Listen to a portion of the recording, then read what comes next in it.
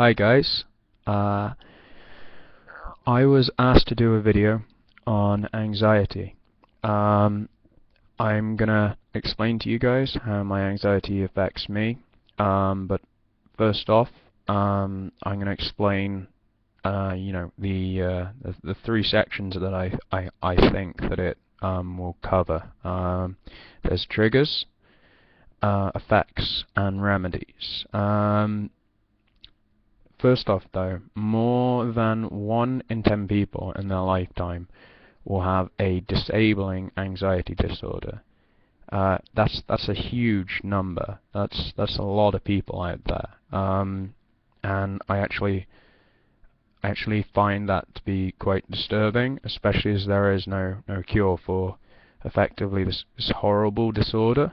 Um, Going on with how it affects myself, though. My triggers in general are people.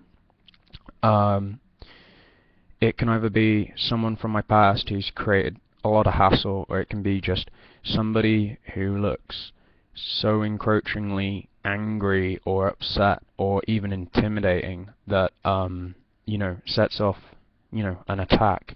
Um, memories from the past, they can just pop up into my head at random at any point and create an attack for me.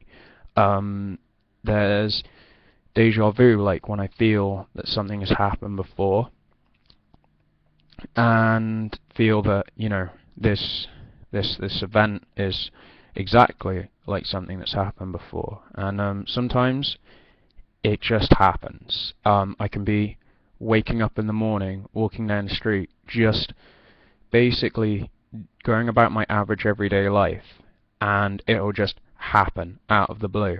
And there is little that I can do to stop this from happening to me, and it affects me every single day of my life. And there's just generally no respite from it, no stop. It's everywhere I turn. You know, the way that it does affect me, when it's happening, when I'm going through an attack, I get very disorientated, feel almost like my mind's cloudy. I get chills or sweats, or sometimes both, when especially in intense situations. I tend to shake a lot. It's something that I can't control, and people can, be looking at you weirdly when you're shaking, and not completely understand what's going on. With all of this, there comes the feeling with feeling insane. You genuinely don't feel yourself. You feel almost as if you've been ripped out of your body and everybody's staring at you weirdly. Um, it's truly crippling. There's a lack of motivation with just things to do as well. Even if I know I need to do them, I feel an almost lack of motivation because of how horribly low I can get because of my anxiety attacks. How draining they can make me feel, and quite, you know, just generally low, and you don't. There's no, as I said, there's no respite from it. Remedies are, however, talking to people either about the problem that they're giving you, or to friends or family. It's just something that I have found that really helps slow down everything that's ever going on in my brain, um, and it helps to defrag everything that's up there. I mean, one of the other things to do is, while I'm going underneath the attack, is you will sit there and you will speak to yourself in your own mind. That is trying to rationalize things. Always look for positives in the situation, and always try to rationalize the best you can, but it's generally not always possible. I need a lot of distractions as my remedies. I need to make sure that my mind has things to focus on. If I don't, then it's very, very easy for me to end up in one of those states, simmering over basically nothing. There are breathing techniques. We were told that there is a technique where you take a deep breath in, hold it for a few minutes, and then breathe out very, very, very slowly to release out all the, I think it was bad gases that are in your lungs that you can't fill yourself with oxygen, so you're not thinking correctly.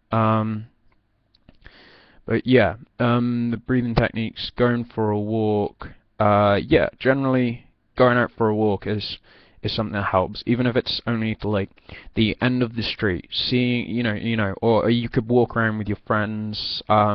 Generally, being free roaming is like the best feeling in the world. Going just abiding by your own rules. Nobody else is just going wherever you feel you can, and that helps you to like come out of your brain a lot, and you feel a lot better for it usually. Especially like when I go for a walk through a park in the middle of the day, of course.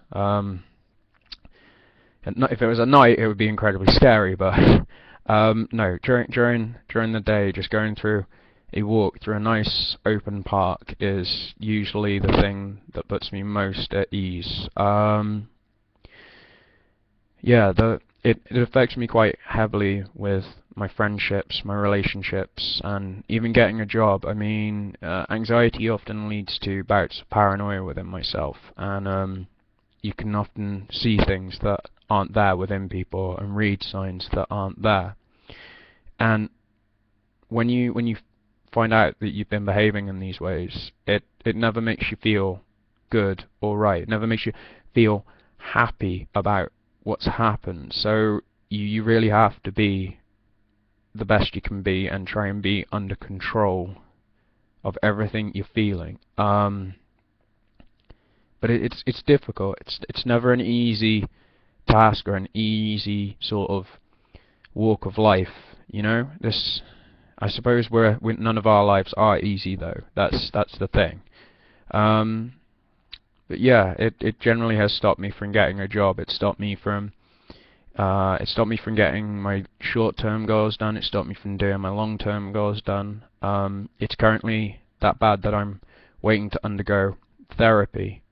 And if it hadn't been for a few friends of mine who they very much know who they are, especially the people when I go up and see in Northamptonshire, the friends of mine I went to visit a few days ago, just generally people who have looked out for me, especially people who are in the Magic the Gathering shop that I used to go to. There are a lot of people who they know who they are, and I don't think I'll embarrass them by talking out of turn and online about names, but they know that they've helped me through thick and thin. They know they've helped me come through from the dark side to the light side, and generally feel a little bit easier. Anyway, I've ranted for long enough. If you like this video, give it a like, and please subscribe. If you're feeling generous, of course. I hope you guys have a nice day and have a nice evening also. Thanks. Bye.